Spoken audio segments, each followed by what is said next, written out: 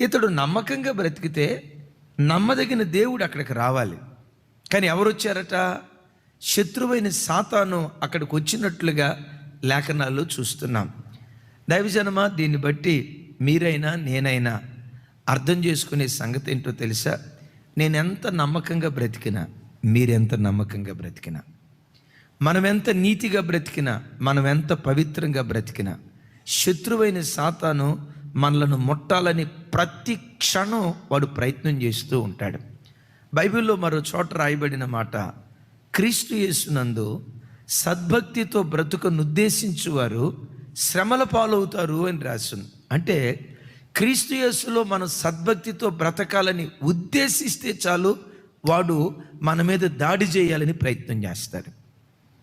విన్నారు కదా? నమ్మకమైన చర్య చూపిన తర్వాత కూడా శత్రువు అతన్ని ముట్టాలని ప్రయత్నం చేశాడు.